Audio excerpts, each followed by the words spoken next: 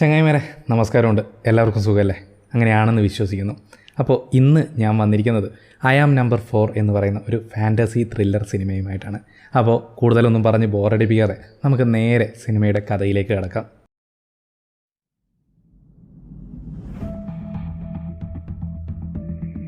സിനിമയുടെ തുടക്കത്തിൽ ഒരു കൊടുങ്കാടിനുള്ളിൽ ഒരു ചെറിയ വീട്ടിൽ രണ്ടുപേര് കിടന്നുറങ്ങുന്നതാണ് കാണിക്കുന്നത്. പെട്ടെന്ന് ആ വീടിന്റെ വാതിലിൽ ആരോ തട്ടുന്നു. കിടന്നുറങ്ങിക്കൊണ്ടിരുന്നവരിൽ ഒരാള് ആ ശബ്ദം കേട്ട് ഞെട്ടി എഴുന്നേൽക്കുന്നു. തൊട്ടടുത്ത് തന്നെ വച്ചിരുന്ന വാളുമായി അയാൾ കട്ടിലിൽ നിന്ന് എഴുന്നേറ്റ് വരുന്നു. ശബ്ദം കേട്ട് മറ്റേയാളും എഴുന്നേൽക്കുന്നു. വാതിൽ പഴുതിലൂടെ അയാൾ പുറത്തേക്ക് നോക്കി. പക്ഷേ അടുത്തെങ്ങും ആരെയും കാണുന്നുണ്ടായിരുന്നില്ല. ആരുമില്ല എന്നുള്ള സമാധാനത്തിൽ അയാൾ തിരിഞ്ഞു നിൽക്കുന്നു. അത് കണ്ടതോടെ ആ ചെറുപ്പക്കാരൻ ആ വീട്ടിൽ നിന്ന് ചാടി ഇറങ്ങി ഓടാൻ തുടങ്ങി. അവന്റെ പിന്നാലെ തന്നെ എന്തോ ഒരു വികൃത ജീവി പിന്തുടരുന്നുണ്ട്. കുട്ടിക്കുരങ്ങൻ കരണം മറിയുന്നത് പോലെ അവൻ ചാടി ചാടി കരണം മറിഞ്ഞ് ഓടുകയാണ്. ഓടി ഓടി ഒരു വലിയ കൊക്കയുടെ സമീപത്ത് എത്തിയതിനു ശേഷം അവൻ അവിടെ നിന്ന് താഴേക്ക് ചാടുന്നു. ആ ജീവിയാകട്ടെ ചിറകും വിരിച്ച് അവന്റെ പിന്നാലെ തന്നെ പറക്കുന്നു. പക്ഷെ അവൻ അതിനെ വെട്ടിച്ച് താഴേക്ക് ചാടി ഇറങ്ങുന്നു. ഇത്രയും ഉയരത്തിൽ നിന്നും വീണിട്ടും അവനൊന്നും പറ്റുന്നില്ല. അപ്പോഴേക്കും ആ ജീവി അവിടെ നിന്നും പോയതായിട്ട് അവന് തോന്നുന്നു. മുകളിലേക്ക് നോക്കിയിട്ടൊന്നും അതിനെ കാണുന്നുണ്ടായിരുന്നില്ല. അങ്ങനെ ആ ജീവിയിൽ നിന്നും താൻ രക്ഷപ്പെട്ടു എന്നുള്ള സമാധാനത്തോടെ അവൻ തിരിച്ചു നടക്കാനൊരുങ്ങി. പെട്ടെന്ന് ഒരു കൈ അവന്റെ കഴുത്തിലേക്ക് പിടിക്കുന്നു. ആ മൊട്ടത്തലയൻ ഇവന്റെ കഴുത്തിലുണ്ടായിരുന്ന പ്രകാശിക്കുന്ന ഒരു മാല വലിച്ചു പൊട്ടിച്ചെടുക്കുന്നു. എന്നിട്ട് ആ മൊട്ടത്തലയൻ ആ ചെറുപ്പക്കാരനോടായിട്ട് ചോദിക്കും, എന്റെ കയ്യിൽ നിന്ന് രക്ഷപ്പെടാമെന്ന് കരുതിയോ? അതിനുശേഷം അവന്റെ വാളെടുത്ത് ആ ചെറുപ്പക്കാരനെ കുത്തിക്കൊല്ലുന്നു. അവൻ ചാമ്പലായി ഇല്ലാതാവുന്നു. ആ മൊട്ടത്തലയൻ ഒറ്റക്കായിരുന്നില്ല അവിടെ ഉണ്ടായിരുന്നത്. അവനെ പോലെ തന്നെ 3-4 മൊട്ടത്തലയന്മാർ അവന്റെ കൂടെ ഉണ്ടായിരുന്നു. ശേഷം ആ പൊട്ടിച്ചെടുത്ത ലോക്കറ്റ് ആ മൊട്ടത്തലയൻ കഴുത്തിലേക്ക് അണിയുന്നു. അവന്റെ കഴുത്തിൽ അതുപോലുള്ള മറ്റ് 2 ലോക്കറ്റുകൾ കൂടി ഉണ്ടായിരുന്നു. അതായത് അയാൾ ഇതുപോലെ മറ്റ് 2 പേരെ കൂടി കൊന്നിരിക്കണം.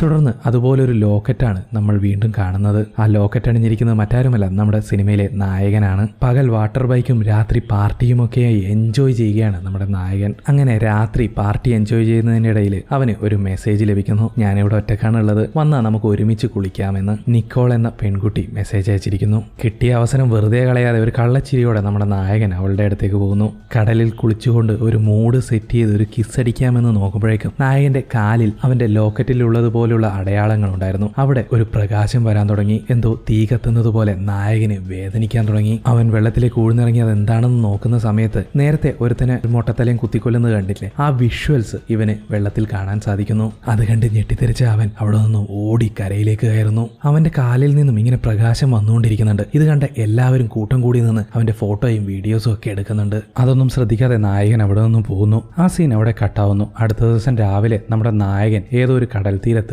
എഴുന്നേൽക്കുന്നു. അവന്റെ കൂടെ തന്നെ മറ്റൊരുത്തനും ഉണ്ടായിരുന്നു. അവനോട് ഇന്നലെ രാത്രി താൻ കണ്ട വിഷ്വൽസിനെ പറ്റി പറയുന്നു. അതോടൊപ്പം നമ്പർ 3 മരിച്ചു എന്നും അവൻ പറയുന്നു. അതുപോട്ടെ, നിനക്ക് കുഴപ്പമൊന്നുമില്ലല്ലോ എന്ന് കൂടെ ഉണ്ടായിരുന്നവൻ ചോദിക്കുന്നു. അങ്ങനെ ഹീറോയെയും കൂട്ടി അയാൾ അവിടെ നിന്നും പോകുന്നു. അതിനുശേഷം അവർ പോയിട്ട് വെക്കേഷൻ ഉണ്ടായിരുന്ന ആ വീട് ഒഴിയാൻ തുടങ്ങുന്നു. സാധനങ്ങളൊക്കെ പെട്ടെന്ന് പാക്ക് ചെയ്ത് അവിടെ ഉണ്ടായിരുന്ന ഡോക്യുമെന്റ്സുകളും ഫോട്ടോസും ഒക്കെ കത്തിച്ചു കളഞ്ഞ് സാധനങ്ങളൊക്കെ വണ്ടിയിലേക്ക് എടുത്തു വയ്ക്കുകയാണ്. ആ സമയത്ത് ഒരു ചെറിയ കുട്ടി ഓന്ത് അവരുടെ ബാഗിലേക്ക് കയറുന്നു. എല്ലാം പാക്ക് ചെയ്ത് കഴിഞ്ഞ് 2 പേരും കൂടിയിട്ട് ആ വണ്ടിയിൽ മറ്റൊരു സ്ഥലത്തേക്ക് പോവുകയാണ്. അതേസമയം ഹീറോയുടെ വോയിസ് ഓവർ കേൾക്കാം. എന്നെ കണ്ടപ്പോൾ ഞാൻ വെക്കേഷൻ ആഘോഷിക്കുകയാണ് എന്നായിരിക്കും നിങ്ങൾ കരുതിയിട്ടുണ്ടാവുക. പക്ഷേ അങ്ങനെയല്ല. ഞങ്ങൾ 2 പേരും ജീവൻ രക്ഷിക്കാൻ വേണ്ടി ഓടിക്കൊണ്ടിരിക്കുകയാണ്. ഞങ്ങൾ ഒരു ഏലിയൻ സ്പീഷീസ് ആണ്. ഞങ്ങൾക്ക് ഞങ്ങളുടെ ലോകത്ത് ജീവിക്കാൻ സാധിക്കുമായിരുന്നില്ല. അതുകൊണ്ടാണ് ഞങ്ങൾ കുറച്ചുപേർ ഇവിടെ താമസിച്ചത്. പക്ഷേ ഇപ്പോൾ ഞങ്ങളെ കൊല്ലുന്നതിന് വേണ്ടിയിട്ട് മറ്റൊരു ഏലിയൻ സ്പീഷീസ് വന്നിരിക്കുകയാണ്. അവരെ ഭയന്നുകൊണ്ടാണ് ഞങ്ങൾ ഓടിക്കൊണ്ടിരിക്കുന്നത്. ഇവരെ ആക്രമിച്ചുകൊണ്ടിരിക്കുന്ന ആ ഏലിയനാണ് നമ്മുടെ ഗ്യാങ്സ് ഓഫ് മൊട്ട. സോ ഇവന് വന്ന ആ വിഷൻ പോലെ ഇവന്റെ സ്പീഷ്യസിലുള്ള എല്ലാവരെയും അയാൾ കൊന്നുകൊണ്ടിരിക്കുകയാണ്. നമ്മുടെ ഹീറോയും ആ കാറിലുള്ള മറ്റേ പുള്ളിയും മാത്രമാണ് ഇപ്പൊ ഏകദേശം ബാക്കിയായിട്ടുള്ളത്. ബാക്കി എല്ലാവരെയും ആ മൊട്ട കൊന്നുകഴിഞ്ഞു. സോ ആ മൊട്ട ഗ്യാങ് ഇവരെ കണ്ടുപിടിക്കരുത് എന്നുള്ളത് കൊണ്ടാണ് അവരുടെ ഡോക്യുമെന്റ്സ് എല്ലാം കത്തിച്ചു കളഞ്ഞിട്ട് അവർ മറ്റൊരു സ്ഥലത്തേക്ക് പലായനം ചെയ്യുന്നത്. അങ്ങനെ ഇവർ പുതിയൊരു സ്ഥലത്ത് വന്ന് ഒരു പുതിയൊരു വീടൊക്കെ സെറ്റ് ചെയ്ത് സാധനങ്ങളൊക്കെ അങ്ങോട്ടേക്ക് മാറ്റുന്ന സമയത്ത് ആ ഓന്നുണ്ടായിരുന്നല്ലോ, അത് ആ ട്രക്കിന്റെ ഉള്ളിൽ നിന്നും ഇറങ്ങി ചെറിയ പൊന്തക്കാടിനുള്ളിലേക്ക് പോകുന്നു. തിരിച്ചു വരുമ്പോൾ അതൊരു നായക്കുട്ടിയായി മാറിയിരുന്നു. ഇപ്പൊ അവർക്ക് 2 പേർക്കും പുറത്തെന്തോ ശബ്ദം കേൾക്കുന്നു. അതുകൊണ്ട് ഹീറോയുടെ കൂടെയുള്ളവൻ ഒരു കത്തിയെടുത്തിട്ട് പുറത്തേക്ക് പോകുന്നു. പക്ഷെ പുറത്തു നോക്കുമ്പോൾ ആരെയും കാണുന്നില്ല. ഹീറോയും അവന്റെ പിന്നാലെ തന്നെ പുറത്തേക്ക് വരുന്നു. അകത്തേക്ക് തിരിച്ചു കയറാൻ നോക്കുന്ന സമയത്ത് പുറത്ത് ഒരു നായക്കുട്ടി നിൽക്കുന്നതായിട്ട് നമ്മുടെ നായകൻ കാണുന്നു. അയ്യോ പാവം എന്നും പറഞ്ഞിട്ട് അതിനെ എടുത്ത് വീടിനുള്ളിലേക്ക് പോകുന്നു. ഈ ഹീറോയുടെ കൂടെ എപ്പോഴും നടക്കുന്ന ഈ പുള്ളിക്കാരനില്ലേ, അത് ഹീറോയുടെ അച്ഛനോ കൂട്ടുകാരനോ ഒന്നും അല്ല. ശരിക്കും ഒരു ബോഡി ഗാർഡിനെ പോലെയാണ് അയാൾ. അദ്ദേഹം തന്റെ ബാഗിനുള്ളിൽ നിന്നും ഒരു ബോക്സ് പോലെ ഒരു സാധനം പുറത്തേക്ക് എടുക്കുന്നു. അത് ഇപ്പോൾ താമസിക്കുന്ന വീടിന്റെ ക്ലോക്ക് ക്ലോക്കിനുള്ളിലായി ഒളിപ്പിച്ചു വയ്ക്കുന്നു. അതിനുശേഷം അവൻ നമ്മുടെ ഹീറോയുടെ ഫോട്ടോ എടുത്ത് ആ ഫോട്ടോ വെച്ച് ഇന്റർനെറ്റിലുള്ള ഹീറോയുടെ എല്ലാ ഫോട്ടോകളും ഹാക്കിംഗ് ഉപയോഗിച്ച് ഡിലീറ്റ് ചെയ്ത് കളയുന്നു. ഇനി ഒരു കാരണവശാലും നിന്റെ ഫോട്ടോ ഇന്റർനെറ്റിൽ അപ്ലോഡ് ആവരുത്, അത് ശ്രദ്ധിക്കണം. അങ്ങനെ എങ്ങാനും അപ്ലോഡായി കഴിഞ്ഞു കഴിഞ്ഞാൽ അവർ ഈസി ആയിട്ട് നമ്മളെ കണ്ടുപിടിക്കും എന്ന് അയാൾ നായകനോട് പറയുന്നു. ആ സീൻ അവിടെ കട്ടാവുന്നു. അതിനുശേഷം നമ്മുടെ നായകനും ആ ബോഡി ഗാർഡും ഒഴിഞ്ഞുപോയ വീടുണ്ടല്ലോ, അവിടെ ഒരു പെണ്ണ് വന്ന് അരിച്ചു പൊറുക്കുകയാണ്. പക്ഷേ അവൾക്ക് നായകനുമായി ബന്ധപ്പെട്ട ഒരു സാധനവും ലഭിക്കുന്നില്ല. അതുകൊണ്ട് തന്നെ അവിടെ ഉണ്ടായിരുന്ന ഗ്യാസ് ഓൺ ചെയ്ത് ആ വീട് കത്തിച്ച് പൊട്ടിച്ച് നശിപ്പിക്കുകയാണ്. ആ കത്തുന്ന തീയിലൂടെ തന്നെ അവൾ പുറത്തേക്ക് നടന്നു വരുന്നു. പക്ഷെ ഇവളെ അത് തൊടുന്നു പോലുമില്ല. കാരണം ഇവൾക്ക് ചുറ്റും ഒരു പ്രൊട്ടക്റ്റീവ് ലെയർ ഉണ്ടാക്കാനുള്ള ശക്തി അവൾക്കുണ്ട്. അതായത് നമ്മുടെ ഹീറോയെ ഇപ്പോൾ ഒരു പെണ്ണും അതുപോലെ ആ മൊട്ട ഗ്യാങ്ങും തേടിക്കൊണ്ടിരിക്കുകയാണ്. ഇപ്പോൾ നമ്മുടെ നായകൻ ഒറ്റക്കാലിൽ നിൽക്കുകയാണ്, തനിക്ക് കോളേജിൽ പോയി ചേരണമെന്നും പറഞ്ഞിട്ട്. അങ്ങനെ ഹീറോയുടെ ബോഡി ഗാർഡ് അവസാനം സമ്മതിക്കുന്നു. പക്ഷേ ഒരു കണ്ടീഷൻ, ഞാൻ എപ്പോൾ ഫോൺ വിളിച്ചാലും സംസാരിക്കണം, ഇല്ലെങ്കിൽ നീ എന്തോ പ്രോബ്ലത്തിലാണെന്ന് ഞാൻ കരുതും, ഞാൻ അങ്ങോട്ടേക്ക് വരും എന്നുള്ള രീതിയിലാണ് നമ്മുടെ ബോഡി ഗാർഡ് അതിന് സമ്മതിക്കുന്നത്. അങ്ങനെ നമ്മുടെ നായകൻ, അദ്ദേഹത്തിന്റെ പേര് ജോൺ എന്നാണ്, അവൻ ഒരു കോളേജിലേക്ക് ചേരുന്നു. നായകനോട് അഡ്മിഷൻ പ്രോസസ്സൊക്കെ നടത്തുന്നതിനിടയിൽ പിന്നിൽ പ്രിൻസിപ്പലിന്റെ റൂമിൽ ഒരു പെണ്ണ് പ്രിൻസിപ്പലിന്റെ കയ്യിൽ നിന്ന് ചീത്ത വാങ്ങിക്കൊണ്ടിരിക്കുകയാണ്. അതാണ് സാറ, നമ്മുടെ സിനിമയിലെ നായിക. നായകൻ ഇങ്ങനെ ഒളിഞ്ഞു നോക്കിക്കൊണ്ടിരിക്കുകയാണ്. ആ സമയത്ത് നായികയും അവനെ നോക്കുന്നു. പെട്ടെന്ന് തന്നെ അവൻ കണ്ണു മാറ്റുന്നു. അങ്ങനെ നമ്മുടെ നായകന് ലോക്കർ റൂം അറിയാത്തത് കൊണ്ട് തന്നെ നായികയെ അവനെ അത് കാണിച്ചു കൊടുക്കാൻ വേണ്ടിയിട്ട് അവിടുത്തെ ലേഡി അറേഞ്ച് ചെയ്യുന്നു. അങ്ങനെ നായിക അവനെയും കൂട്ടിയിട്ട് ആ ലോക്കറിന്റെ അടുത്തേക്ക് പോകുന്നു. ഓരോ സ്റ്റുഡൻസിനും ഓരോ ലോക്കർ ഉണ്ടാവുമല്ലോ, അത് പല സിനിമകളും നമ്മൾ കണ്ടിട്ടുണ്ട്. അങ്ങനെ ഇവർ നടന്നു പോകുന്നതിനിടയിൽ കുറച്ച് കുട്ടികൾ ഇവരെ തന്നെ ശ്രദ്ധിക്കുന്നത് കാണിക്കുന്നുണ്ട്. നായകൻ നായികയോട് അവന്റെ പേര് ജോൺ ആണെന്ന് ആദ്യം പറയും, പക്ഷെ പെട്ടെന്ന് തന്നെ പേര് മാറ്റി സ്മിത്ത് എന്ന് പറയുന്നു. അങ്ങനെ നായിക ഓക്കെ, എന്നോട് പേര് പറയണമെന്ന് ആഗ്രഹമില്ലെങ്കിൽ പറയണ്ടെന്ന് പറഞ്ഞിട്ട് അവിടെ നിന്നും പോകുന്നു. ആ സമയത്ത് നേരത്തെ ഇവനെയും നായികയും നോക്കിക്കൊണ്ടിരുന്ന ആ പയ്യന്മാർ വന്നിട്ട് നമ്മുടെ ഹീറോയോട് സാമാന്യം നല്ല രീതിയിൽ തന്നെ സംസാരിച്ചിട്ട് ഓപ്പോസിറ്റ് വരുന്ന ഒരു പാവം പയ്യനെ പിടിച്ചിടിച്ചിട്ട് പോകുന്നു. അതിനുശേഷം അവന്റെ കയ്യിലുണ്ടായിരുന്ന സ്കേറ്റിംഗ് ബോർഡ് എടുത്ത് വലിച്ചെറിയും. എന്നിട്ട് അവന്മാർ അവിടെ നിന്ന് പോകും. അപ്പോൾ നമ്മുടെ നായകൻ ആ സ്കേറ്റിംഗ് ബോർഡ് എടുത്തിട്ട് ആ പയ്യന് കൊടുത്തിട്ട് അവനുമായി സംസാരിച്ച് ഒരു ചെറിയ ഫ്രണ്ട്ഷിപ്പിലാവുന്നു. അവന്റെ പേര് സാം എന്നാണ്. അങ്ങനെ അടുത്ത സീനിൽ സാം ആ കോളേജിനുള്ളിലേക്ക് വരികയാണ്. ആ സമയത്ത് ഈ ഗ്യാങ് ഉണ്ടല്ലോ, അവര് ഒരു ബോൾ എടുത്ത് നമ്മുടെ സാമിനെ എറിഞ്ഞിടുന്നു. ഇത് കണ്ടപ്പോൾ നമ്മുടെ ജോണിന് ഭയങ്കര ദേഷ്യം പിടിക്കുകയും അവൻ ആ ബോൾ എടുത്ത് തിരിച്ച് ആ ഗ്രൂപ്പിൽ ഒരുത്തനെ എറിഞ്ഞ് തെറിപ്പിക്കുകയും ചെയ്യുന്നു. എല്ലാവരും കണ്ട് അന്തം വിട്ടുപോയി, കാരണം അത്രയ്ക്കും പവറിലായിരുന്നു അവൻ എറിഞ്ഞത്.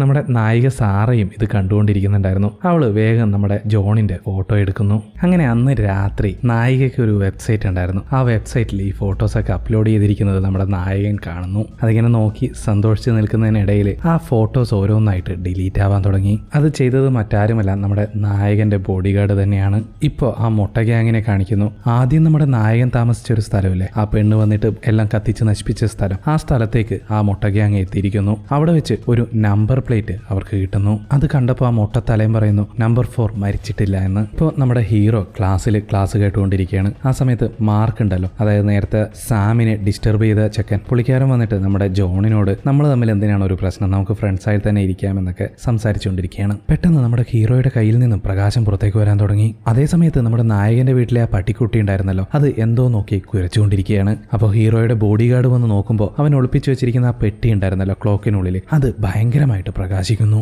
ഇതേ സമയം നായകനാവട്ടെ ഇതെന്താ സംഭവം എന്ന് മനസ്സിലാകാതെ ക്ലാസ്സിനുള്ളിൽ നിന്നും ഓടി പുറത്തേക്ക് പോയി മറ്റൊരു റൂമിലേക്ക് പോയി നിൽക്കുന്നു. സാവധാനത്തിൽ ഹീറോ അബോധാവസ്ഥയിലാവുന്നു. പിന്നീട് കണ്ണു തുറന്നു നോക്കുമ്പോൾ അവന്റെ ബോഡി ഗാർഡ് അവിടെയുണ്ട്. ഹീറോയെ അയാൾ വീട്ടിലേക്ക് കൂട്ടിക്കൊണ്ടു പോകുന്നു. വീട്ടിലെത്തിയ ഹീറോ അയാളോട് എനിക്ക് എന്താണ് സംഭവിക്കുന്നത് എന്ന് ചോദിക്കുന്നു. നിന്റെ ഉള്ളിലുള്ള ശക്തി അത് പുറത്തു വരാൻ ശ്രമിക്കുന്നതാണ്. ഇനി ഇതുപോലെ ഇടയ്ക്കിടയ്ക്ക് സംഭവിച്ചുകൊണ്ടേയിരിക്കും. നീ അതിനെ കൺട്രോൾ ചെയ്യാൻ പഠിക്കൂ. അതിനുശേഷം മാത്രമേ നിനക്ക് കോളേജിലേക്ക് പോകാൻ അനുമതിയുള്ളൂ എന്ന് ബോഡി ഗാർഡ് പറയുന്നു. ഇല്ലെങ്കിൽ ഈ കാര്യങ്ങൾ ഒരുപാട് പേര് ശ്രദ്ധിക്കും. അങ്ങനെ ആയിക്കഴിഞ്ഞു കഴിഞ്ഞാൽ നമ്മൾക്ക് തന്നെയാണ് അത് പ്രോബ്ലം എന്ന് ബോഡി ഗാർഡ് അവനോട് വാൺ ചെയ്യുന്നു. അതിനുശേഷം ജോൺ വെളിയിലേക്ക് പോയിട്ട് തന്റെ കഴിവുകൾ ഓരോന്നായിട്ട് ചെക്ക് ചെയ്തു നോക്കും. ഒരു കല്ലെടുത്ത് മുകളിലേക്ക് എറിയുമ്പോൾ അത് ഉയർന്ന് ആകാശത്തിലേക്ക് പോയി അപ്രത്യക്ഷമാവുന്നു. ജോണിന് വളരെ വേഗത്തിൽ ഓടാൻ സാധിക്കുന്നു. എത്രയും ഉയരത്തിൽ നിന്ന് താഴേക്ക് ചാടിയാലും കൃത്യമായിട്ട് ഒരു അപകടവും പറ്റാതെ ലാൻഡ് ചെയ്യാൻ അവനെ കൊണ്ട് സാധിക്കും. മാത്രമല്ല എത്ര ഉയരത്തിൽ വേണമെങ്കിലും അവന് ചാടാൻ പറ്റും. ഈ കഴിവുകളൊക്കെ കണ്ട് അവൻ തന്നെ അന്തം വിട്ടുപോകുന്നു. മറ്റൊരു വശത്ത് നമ്മുടെ മൊട്ടഗുണ്ടയിലെ പുള്ളിക്കാരൻ ഒരു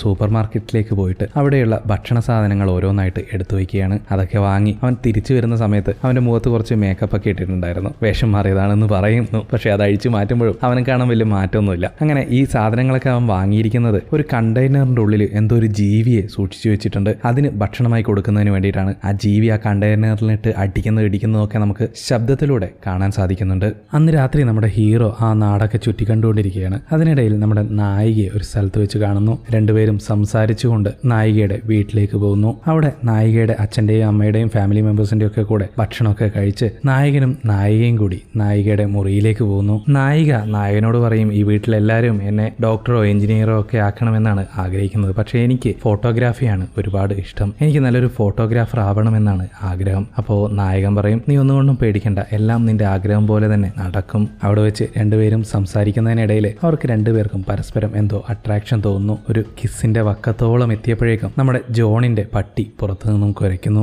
ചുണ്ടോളം വന്നിട്ടും വിശപ്പടക്കാൻ പറ്റിയില്ല എന്നുള്ള വിഷമത്തോടെ നായകൻ അവിടെ നിന്നും പോകുന്നതിനിടയിൽ നായിക അവന് അവളുടെ ക്യാമറ ഗിഫ്റ്റ് ആയിട്ട് നൽകുന്നു. അടുത്ത ദിവസം കോളേജിൽ വെച്ചിട്ട് സാമിനെയും നമ്മുടെ നായകൻ ജോണിനെയും മാർക്കും സംഘവും അവരുടെ ലോക്കറിൽ പെയിന്റ് നിറച്ച് അത് അവരുടെ ശരീരത്തിലേക്ക് തെറിക്കുന്ന രീതിയിൽ സെറ്റ് ചെയ്ത് വയ്ക്കുന്നു. കബോർഡ് തുറന്നപ്പോൾ അവരുടെ ശരീരത്തിലേക്ക് അത് തെറിക്കുകയും ചെയ്യുന്നു. ഈ മാർക്കിന് നമ്മുടെ സാറയോട് ഒരു ഇഷ്ടമുണ്ട്. നമ്മുടെ ജോണ് അവളുടെ കൂടെ ചുറ്റിക്കറങ്ങുന്നത് കണ്ടപ്പോൾ അവനത് പിടിച്ചില്ല. അതിന്റെ ഒരു പ്രതികാരം എന്നോണമാണ് ഇങ്ങനെ ജോണിനോടും ചെയ്തത്.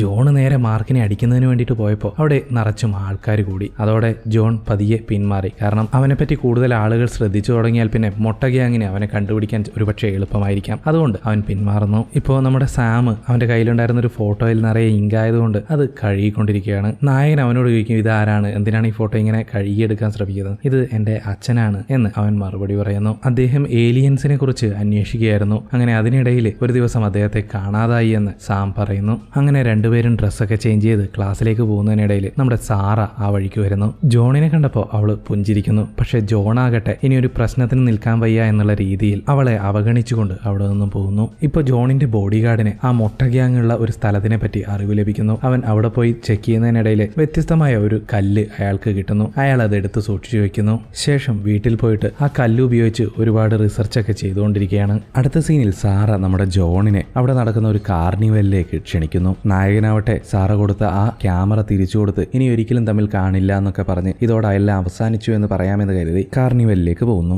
അതേസമയം ആ മൊട്ട ഗ്യാങ്ങും ആ കാർണിവലിലുള്ള ഭാഗത്തേക്ക് വരുന്നുണ്ട്. ഇപ്പോൾ ജോൺ നമ്മുടെ സാറയെ ആ കാർണിവലിൽ വെച്ച് കാണുന്നു. അവൾ വേഗത്തിൽ വന്ന് ജോണിനോട് സംസാരിക്കുകയാണ്. ഞാൻ എൻ്റെ ജീവിതത്തിൽ പുതിയൊരു ഡിസിഷൻ എടുത്തു. ഇനി ആരുടെയും വാക്കുകൾ കേട്ടിട്ട് ഞാൻ എൻ്റെ കരിയർ മാറ്റുകയില്ല. എൻ്റെ കരിയർ ഫോട്ടോഗ്രാഫിയാണ് എന്നൊക്കെ അവൾ ജോണിനോട് പറയുന്നു. അതൊക്കെ കേട്ടപ്പോൾ ജോൺ ഇങ്ങനെ മനസ്സിൽ ചിന്തിക്കാൻ തുടങ്ങി, ഞാൻ എന്തിനാണ് ആരുടെയെങ്കിലും വാക്കുകൾ കേട്ടിട്ട് അവളോട് സംസാരിക്കാണ്ടിരിക്കുന്നത്? അങ്ങനെ അവൻ അവളോട് വീണ്ടും പഴയതുപോലെ സംസാരിക്കാൻ തുടങ്ങി. അതിനുശേഷം അവർ ആ കാർണിവൽ എൻജോയ് ചെയ്യാൻ തുടങ്ങി. ഈ സ്കേറി ഹൗസ് ഒക്കെ ഉണ്ടാവുമല്ലോ, അതിലൂടെ പേടിച്ചും എൻജോയ് ചെയ്തും പോവുകയാണ് അവർ. പെട്ടെന്ന് ഒരു കൂട്ടം ആളുകൾ വന്നിട്ട് നമ്മുടെ ഹീറോയെ അടിക്കാനും ഇടിക്കാനും ഒക്കെ തുടങ്ങി. അതിലൊരുത്തൻ നായികയെ പിടിച്ചു വലിച്ചു കൊണ്ടുപോകുന്നു. അവൻ അവളെ നേരെ കൊണ്ടുപോയി കൊടുക്കുന്നത് നമ്മുടെ മാർക്കിന്റെ കയ്യിലേക്കാണ്. അതായത് മാർക്ക് ഏർപ്പാടാക്കിയ ആൾക്കാരാണ് നമ്മുടെ ഹീറോയെ ഇടിച്ച് പൊട്ടിച്ചുകൊണ്ടിരിക്കുന്നത്. കുറച്ചു നേരം അടി വാങ്ങിയപ്പോഴത്തേക്കും ഹീറോയ്ക്ക് ദേഷ്യം വരാൻ തുടങ്ങി.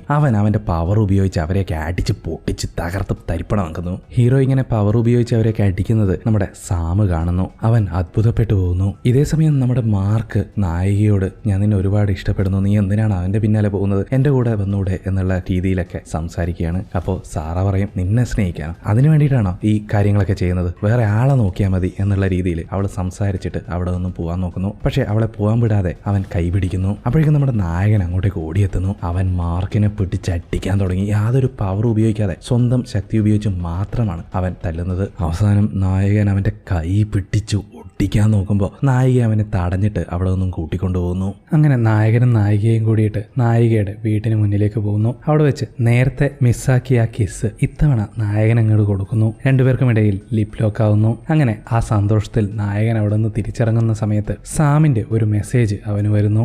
നീ ഉപയോഗിച്ച പവറുകളും ഒക്കെ ഞാൻ കണ്ടു, അതുകൊണ്ട് എനിക്ക് നിന്നോട് കുറച്ച് കാര്യങ്ങൾ സംസാരിക്കാനുണ്ട്, ഉടനെ തന്നെ ഈ അഡ്രസ്സിലേക്ക് വാ എന്ന് പറഞ്ഞിട്ടാണ് മെസ്സേജ്. അങ്ങനെ നമ്മുടെ നായകൻ സാമ് കൊടുത്ത അഡ്രസ്സിലേക്ക് പോകുന്നു. അങ്ങനെ സാമ് നമ്മുടെ ജോണിനോട് പറയും, ഞാനിപ്പോൾ ജീവിക്കുന്നത് എൻ്റെ സ്റ്റെഫാദറിന്റെ കൂടെയാണ്, അയാൾക്ക് എന്നെ ഒരു തരത്തിലും ഇഷ്ടമല്ല, എനിക്ക് എൻ്റെ അച്ഛനെ വേണം, ഏലിയൻസിനെ കുറിച്ച് അന്വേഷിച്ചു പോയ അദ്ദേഹത്തിനെ കാണാതായിരിക്കുകയാണ്, അദ്ദേഹം ഒരുപക്ഷെ ഏലിയൻസിന്റെ ഗ്രഹത്തിലായിരിക്കാം, നിനക്ക് എന്നെ അദ്ദേഹത്തിന്റെ അടുത്ത് കൊണ്ടുപോകാൻ പറ്റും, അതിന് നീ എന്നെ സഹായിക്കണം എന്ന് സാമ് ജോണിനോട് പറയുന്നു. സാമിന്റെ അവസ്ഥ കണ്ടപ്പോൾ അവൻ അതിന് സമ്മതിക്കുന്നു. പക്ഷേ ഒരു കാരണവശാലും താൻ ഏലിയൻ ആണെന്നുള്ള വിവരം ആരോടും പറയരുത് എന്ന് സാമിനെ കൊണ്ട് അവൻ സത്യം ചെയ്യിപ്പിക്കുന്നു. അടുത്ത ദിവസം രാവിലെ ഹീറോ വീട്ടിലിരിക്കുന്ന സമയത്ത് അവിടുത്തെ ഒരു പോലീസ് ഉദ്യോഗസ്ഥൻ അങ്ങോട്ടേക്ക് വരുന്നു. അത് നമ്മുടെ മാർക്കിന്റെ അച്ഛനാണ്. നായകന്റെ അടിവാങ്ങി അബോധാവസ്ഥയിൽ ആശുപത്രി കിടക്കുമ്പോൾ ഉറക്കത്തിൽ പറഞ്ഞതാണ് നമ്മുടെ നായകന്റെ പേര്. അതുകൊണ്ട് ഒരു സംശയത്തിന്റെ പേരിലാണ് അദ്ദേഹം അവിടേക്ക് വന്നിരിക്കുന്നത്. നമ്മുടെ നായകന്റെ ബോഡി ഗാർഡും നായകനും ഒക്കെ സംസാരിച്ച് തൽക്കാലത്തേക്ക് അയാളെ മാനേജ് ചെയ്ത് പറഞ്ഞയക്കുന്നു. ഇപ്പോൾ ഹീറോയുടെ ബോഡി ഗാർഡ് അവനെ ഒരു ലാപ്ടോപ്പിൽ ഒരു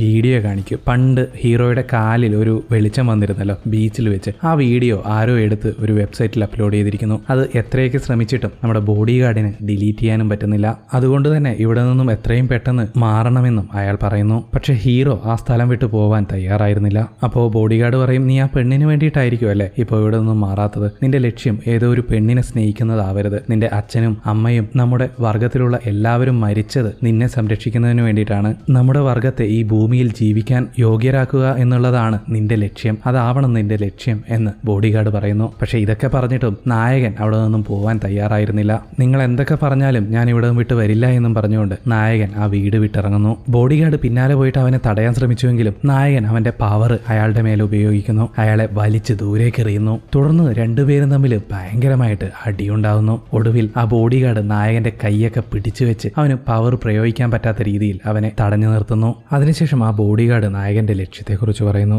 ആ മൊട്ട ഗ്യാങ്ങിനെ ഇല്ലാതാക്കുക എന്നുള്ളത് നിന്നെ കൊണ്ട് മാത്രമാണ് കഴിയുക. നിന്നെപ്പോലെ ഉണ്ടായിരുന്ന 3 പേരെ അവർ കൊന്നുകളഞ്ഞു. അവരെ എതിർത്ത് പോരാടുക എന്നത് നിന്റെ കർത്തവ്യമാണ്. പക്ഷെ ഇപ്പോൾ നീ അവരിൽ നിന്നും ഒളിച്ചിരിക്കേണ്ട ആവശ്യമുണ്ട്. ഇല്ലായെങ്കിൽ ഒരു പക്ഷേ നിന്റെ ജീവനായി നീ സ്നേഹിക്കുന്ന നിന്റെ ഗേൾ ഫ്രണ്ടിന് വരെ അപകടം പറ്റിയേക്കാം. അവളെ പിടിച്ചു വെച്ച് നിന്നോട് വിലപേശാനും ആ മൊട്ട ഗ്യാങ് മടിക്കില്ല എന്ന് ബോഡി ഗാർഡ് അവനോട് പറയുന്നു. സാറയുടെ ജീവിതം അപകടത്തിലാകുമെന്ന് പറഞ്ഞപ്പോൾ ബോഡി ഗാർഡ് പറഞ്ഞ പോലെ ആ സ്ഥലത്ത് നിന്നും മാറിപ്പോവാൻ അവനും തീരുമാനിക്കുന്നു. ഇതേസമയം ആ വെബ്സൈറ്റിലുണ്ടായിരുന്ന വീഡിയോ ആരോ കാണുന്നതായിട്ട് കാണിക്കുന്നു. അത് വേറെ ആരുമായിരുന്നില്ല, ഇവരുടെ വീട് കത്തിച്ച് നശിപ്പിച്ച അതേ പെണ്ണ് തന്നെ. അടുത്ത ദിവസം നമ്മുടെ ജോണ് തന്റെ ബോഡി ഗാർഡിനെ അന്വേഷിച്ചുകൊണ്ടിരിക്കുകയാണ്. ആ വീട് മുഴുവൻ തിരഞ്ഞിട്ടും അവന് അയാളെ കാണാൻ സാധിച്ചില്ല. അയാൾ ഒളിപ്പിച്ചു വെച്ചിരുന്ന ആ ബോക്സ് മാത്രമാണ് അവന് കണ്ടെത്താൻ സാധിച്ചത്. ആ സമയത്ത് നായകന് ഒരു കോള് വരുന്നു. നിന്റെ ബോഡി ഗാർഡിനെ ഞാൻ കടത്തിയിരിക്കുകയാണെന്നും ഞാൻ പറയുന്ന അഡ്രസ്സിലേക്ക് വന്നാൽ അയാളെ കൊണ്ടുപോകാമെന്നുമായിരുന്നു അയാൾ പറഞ്ഞത്. അങ്ങനെ അഡ്രസ്സ് പറഞ്ഞതിന് ശേഷം അയാൾ ഫോൺ കട്ട് ചെയ്യുന്നു. ശേഷം സാമിനെയും കൂട്ടി നമ്മുടെ നായകൻ അയാൾ പറഞ്ഞ അഡ്രസ്സിലേക്ക് പോകുന്നു. സാമിനെ പുറത്തു നിർത്തി നമ്മുടെ നായകൻ മാത്രം ആ വീടിന്റെ ബേസ്മെന്റിനുള്ളിലേക്ക് പോകുന്നു. അവിടെ ബോഡി ഗാർഡിനെ കെട്ടി തൂക്കിയിട്ടിരിക്കുന്നത് അവൻ കാണുന്നു. ഓടിപ്പോയി അയാളെ രക്ഷിക്കാൻ നോക്കുന്നതിനിടയിൽ നായകനെ ആരോ ഇടിച്ച് തെറിപ്പിക്കുന്നു. അത് വേറെ ആരുമായിരുന്നില്ല, സാമിന്റെ സ്റ്റെപ്പ് ഡാഡ് ആയിരുന്നു.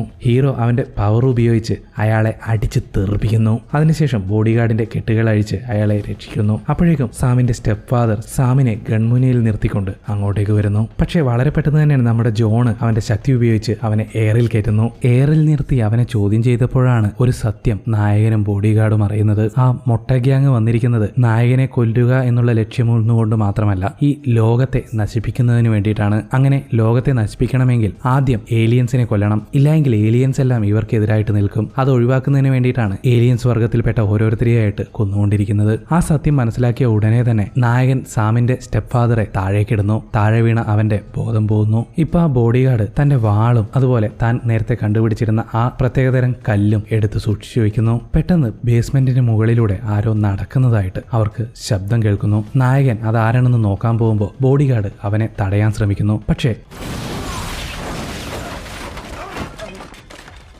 നായകന് ഇനി എന്ത് സംഭവിക്കും? എങ്ങനെ ആ വില്ലന്മാരെയൊക്കെ നായകൻ നേരിടും? ഇതൊക്കെ അറിയാൻ ഈ കഥയുടെ 2ാമത്തെ പാർട്ട് കാണണം. അതുമായിട്ട് ഞാൻ ഉടൻ തന്നെ വന്നേക്കാം. നിങ്ങൾക്ക് ഈ വീഡിയോ ഇഷ്ടപ്പെട്ടു എന്ന് കരുതുന്നു. അപ്പോൾ അടുത്ത പാർട്ടിന് വേണ്ടി കാത്തിരിക്കുമെന്നും പ്രതീക്ഷിക്കുന്നു. വീണ്ടും കാണാം. അതുവരെ